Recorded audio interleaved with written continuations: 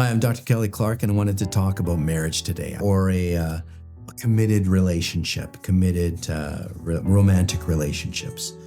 And so, a lot of people have committed romantic relationships, and there's a lot of reason why we stay in them. I do a lot of autism assessments, and these are some of the questions we will ask. Even kids, younger kids, we'll ask them about understanding the depths of relationship. And one of the questions would be, hey, have you ever thought about getting married? Have you ever thought about being a committed relationship? Why would that be an interest to you? What do you think the downsides of that would be? What do you think the positive sides of being married are?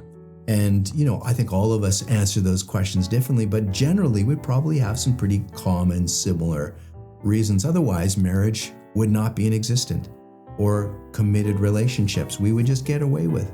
We would get rid of these things if they were still not something that are worth pursuing. And they've been around for millennia. People have been committed and married in relationships. A lot of marriages are based on your religious views. Like, this has been around for a long time, and it's clearly something that's not going away in society anytime soon. In fact, it seems to be that a lot of people are drawn towards committed relationship. What's interesting, now that being said, some research has the divorce rate as high as 50 out of 50, or 50-50, that half of the relationships that get married or committed fall apart. Now, I think that there's current research in Canada is less than that. It's around 40 to 60 that are in favor of staying together. But even with that statistic, if we assume that it's 50-50 for ease of dealing with those numbers, that out of the 50 that are married, we can't assume that they are all the same level of contentment. So I would imagine those at the 100 percentile, at the really high end of being married and have a really quality relationship, those are the people who would be saying, hey, what do you think of your marriage? Is it a quality marriage? Is it a good marriage? Do you enjoy being with your spouse, your partner, or your committed partner? They would be the people, oh yeah, 100%. I would remarry them in a second. We can assume that at the 100% mark, those people really enjoy marriage. Yet if we go back to 51%, I'm talking about the half that stay together, those 51% population, those that are around the 51, 52, 53, these are people that are barely staying in the marriage. They're right on teeter-tottering on, should I get out of there? Is this relationship poor? This is not. In fact, probably that 10%, if we all take that 10%, from 50 to 60, these are people that are struggling in their marriage, wondering, should I get out? Should I stay in? And so I wanted to talk about that a little bit today. I think all of us, including me, have had times in the marriage where it's been trying, or the relationship, the committed relationship where it's trying. So I wanted to talk a little bit about what are some of the signs. How do I know I'm at around that 51%? Not a lot of people are at that point where they're realizing, boy, that my marriage is, teetering on ending. It feels, and it is really in a rough spot. So I wanted to talk a little bit about some of the signs, I think, that are associated, key warning signs that the relationship is in difficulty. And there's a researcher called John Gottman, Dr. John Gottman. He's done research on couples for decades, and he talks about the 4 horsemen as warning signs of the breakdown of relationship. In fact, he has talked about that with looking at these kind of behaviors and categories, that with a high degree of sensitivity, certainty, people that are employing these kind of 4 horsemen, which are the early signs and clearly evidence the relationship's breaking down, that if they're using these 4 horsemen, if they're getting into these patterns of relationship, the certainty of the relationship breaking down is very high. So I wanted to talk a little bit about them. But I also wanted to think about, get us to think about, including me, when my marriage is not doing as well. I think it is so good to take inventory, much like we do, with our physical body, with sleep or health or physical activity. All of us are probably in some general ways going, yeah, am I at a good weight that I like right now? Am I at a good physical level that I'm at as far as activity? Or is my relationship with my kids, at a good place? My relationship with my friends at a good place? I think a lot of us do this kind of self-inventory to see how we're stacking up. Are things good? So I want to talk a little bit about that today with committed romantic relationships. So think about when you're not doing well with your partner, what behaviors does that look like? Some of the, for a lot of people, some of them are things like not looking at your spouse. If you notice you're not looking at them very often, you're kind of walking down the hallway as you wake up, you kind of grumpily pass by them, get your coffee. If there's a lot less eye contact going on, what does that say? I think for a lot of people that's a sign things are not going good. Or, there's not that grip, a nice kind of grip squeeze. How you doing? Good morning. Or even the good morning, or a hug when you wake up, or a kiss before bed, or greeting them when they come home from work. What behaviors do you notice that you do less of when the marriage or the committed relationship is not doing as well? Say you've had a fight. What happens? What are things that you typically do that you notice? Maybe give the silent treatment, these kind of things. So I want to talk a little bit about that. But these are fairly common things. Conversations become more transactional. Did you pick up the kids? Who's paying the bills? Did you take the garbage out? They become more transactional than relational. You stop turning, even body language, not physically facing somebody, but you're aside, you're not looking at each other. These are some evidences that things are not as good as they could be.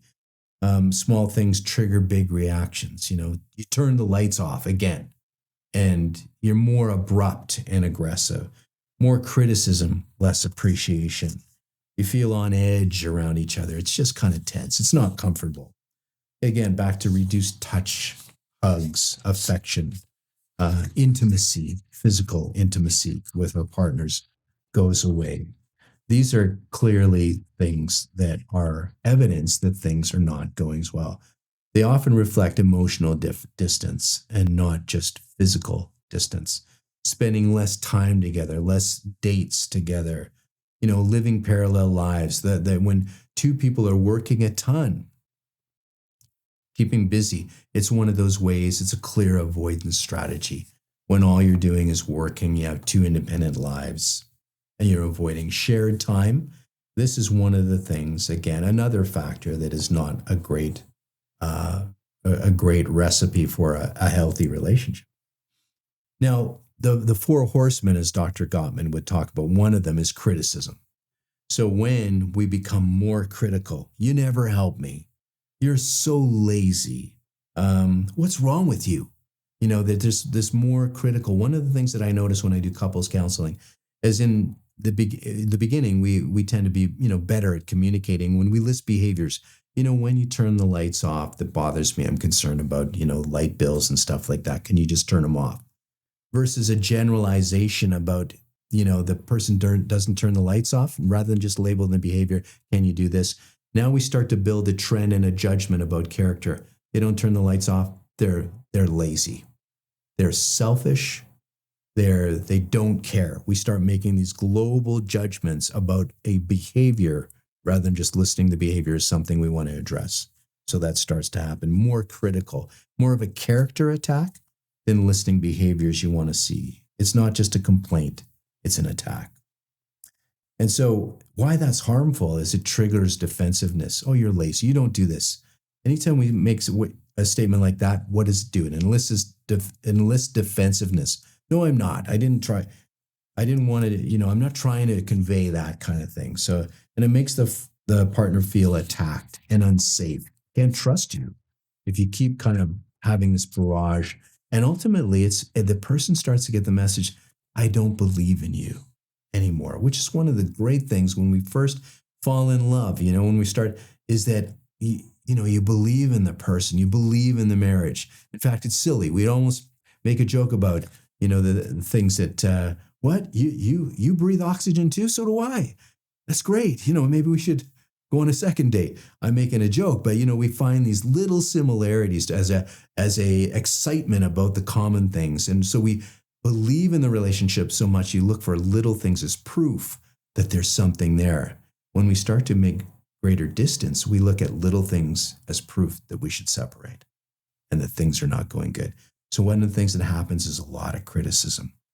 So, a good, and rather than saying, you never listen to me, a good way of trying to change that would be I feel unheard, and when I'm being when you're talking to me, rather than that you never listen to me, I feel unheard when you're not listening. So list the behavior. And what I feel is this. What I would like is that you pause and let me finish my statement. So some of those things can be more helpful than rather being critical. Another thing that Dr. Gottman says is defensiveness. The second horseman. We become protecting ourselves. We start protecting ourselves instead of listening.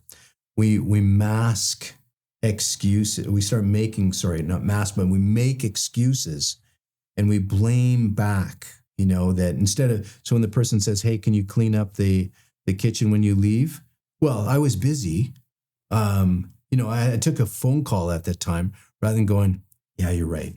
I didn't get it done. That's not something that I should have left. I know it's important to you. You're right. I should have cleaned it." But rather, when we start getting defensive, no, well, I was busy all day. And then the anger, that reciprocal anger, or playing the victim. I'm so busy. Why do I got to do all this kind of thing? I'm taking care of this. I'm taking care of that. I'm taking the kids to, and so it's almost this victim rule. Poor me, as compared to taking responsibility and going, "Yeah, you're right. I should have just cleaned that up. It's one of the things that I'm supposed to do. And I didn't get it done." So taking responsibility rather than defensiveness. And why that's harmful, it escalates conflict. You can even see I'm making posture. Yeah, well, why didn't you? That defensive, we almost kind of jump a little bit out of our skin when we're being defensive. And it escalates the argument, and it prevents resolution. We're less open. When we get defensive, we're less open to hearing feedback and to making changes. So a healthier alternative is to say, yeah, you're right. I can handle that better. I can definitely improve. 5% ownership, even just a little bit, of saying, wow, I didn't really have time to clean the whole kitchen, but you're right. I could have at least cleaned the counter. Just even 5%, if you're having a difficulty taking some responsibility, just some little change, some little growth is going to go a long way. The third horseman, contempt. These are people, this one, by the way, is the biggest predictor of divorce. And what is contempt is that kind of looking down. This is, I am better than you. I am so much cleaner in the house. I take care of the kids better than you. I am so much more organized than you. When we start getting this kind of arrogant that I am superior in the relationship and you're so poor, some of the behaviors that go along with that, eye rolling, like, oh, this is incredible. You didn't turn the lights off again? Oh my goodness. Sarcasm. Yeah, great. Lights are on again. Yeah, well, I guess we'll just have a $400 light bill, when we start throwing out those barbs, those jabs to try to get mocking. Yeah, well, at least the 6-year-old can turn the lights off. Maybe they can get my 6-year-old to teach you how to turn the lights off. Start mocking them, right? I mean, I think some of us fall easily into these things, and it is easy, especially when we're mad. So just noticing the emotions first. Boy, I'm feeling really angry right now. Lights weren't turned off again. Notice that emotion, and embrace it. Yeah, it's really frustrating. And then you could come back and say, when you don't turn those lights off, I feel like you're not hearing me. I feel like you're not valuing what's important to me. I actually feel like you don't care for me as much. And so rather than, that contempt, the eye rolling, these kind of name calling that we do, that goes a much longer way. And so instead of doing that, try to catch them doing good. Like we do with our kids, when they do something good, even if it's a small thing. Hey, you know what? I did notice you actually did put the milk cartons away off of that. I know you must have been busy today. You didn't get to clean in the whole kitchen, but, thank you that you did take the milk carton, you crushed it, and you did wipe off the, that's helpful. Thank you. So noticing when they do something good. And the last horseman that I wanted to talk about is stonewalling. And what is that? That's just that emotional shutdown. We've all done it. I've done it. When you get so overwhelmed with emotion and it's so difficult, the argument's not going well. You might be arguing, you're both fighting, and you just can't handle it. You shut down. Often what goes with that is avoidance. You might even for a few days not talk, but totally the wall goes up. I am not talking. Partially, some of that is anger. I am absolutely not talking. I'm shutting my phone off. I'm blocking you. If some people have done that with friends, I'm blocking you. That's completely the stone wall. It's a physical, representation, the wall, the imagery of that I am not letting you in. And there's where we get that avoiding eye contact. We're not even posturing towards them. I'm so mad or sad or hurt or whatever feeling that I'm not going to look at you. I'm going to avoid eye contact. I'm checking out, walking away, taking a break, going on a trip. That's the ultimate stonewall is or I suppose there's even more, ending the relationship, the ultimate stonewall. But stonewalling is blocking somebody out, putting that wall up. And that often happens, yes, when there is that feeling of overwhelm. You're overwhelmed. Just heart's racing. The brain stops processing. It's all emotion, and we just have to stop. So a healthier way to deal with that is to let the person know, I'm feeling overwhelmed. I need a break. Can you give me 20 minutes and we'll come back? In fact, it's highly recommended when we get too emotionally volatile.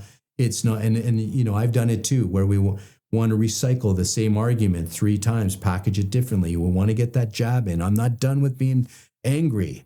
And you might throw some barbs out to try to get that out, or you stonewall and you completely just walk away and don't give the other person any kind of respect. A better thing is, you know what? That's too much for me. I'll come back 20 minutes. Let's try to sort it out then. And the research, according to Dr. Gottman, is that if you can take a break, come back often, you can do much better towards resolving the conflict. So wanted to think about some of those things, or if those are some of the things that are happening in your behavior, try those different strategies, because we do need to move away from that contempt, stonewalling, emotional distance, resentment. Disconnection is ultimately what it breeds. And we start assuming the worst. The positive moments get ignored. And I just had somebody share with me that their relationship, which is on the downward slide for years, has just ended. And of course, I felt sad about this. And the person just said, actually related it this way, that it's kind of like that emotional bank account. That, if you have positives deposited, oh, you brought me flowers. Oh, you did clean up the kitchen when I asked. Oh, you did give me a hug. You gave me a kiss. Each of those are deposits. When we stop doing all of those, and now the bank account, emotional bank account was there, we start withdrawing. You don't say hello or good night. You don't give that squeeze of the arm. You don't clean up the kitchen because, they like it. Each time one of those behaviors, we start pulling out withdrawals. And it gets so low when that starts to get to the point, and then hopelessness sets in, and then eventually the relationship ends. What is so important is continuing to deposit into the relationship. And so once we don't, the mind shift changes. We assume the worst. We don't recognize the positives. We just feel like we don't care anymore. Why bother trying? That hopelessness, futility sets in. And it becomes very difficult to stay in that relationship. So relationships fail when patterns go unnoticed and unrepaired. So a good relationship is not that one that just happens naturally. Sure, in the beginning, relationships are there. They're easy in the beginning. We have so much, but you build years, you're raising children, you don't clean the kitchen, now your roommates, all these little resentments have the opportunity of building. And so without the repair, the relationships don't keep staying healthy. So relationships that are good and positive are more those that work at it, that repair the weaknesses and the challenges of everyday living together. And you start noticing the small moments, the small improvements. You try to repair more quickly than leaving a couple of days, and you stay more emotionally engaged. These are more doing fun things together. Let's get that date night back, and you start pouring back into that relationship account. So the last thing I wanted you to think about is that strong relationships aren't built on perfection. They're built on repair. So just like our houses, our cars, every one of them needs maintenance, needs repair, the same as in our relationships, particularly our romantic ones. So wanted you to think about that. I'm Dr. Kelly Clarke. Thank you for listening. For more information, please take a look at drkellyclarke.com.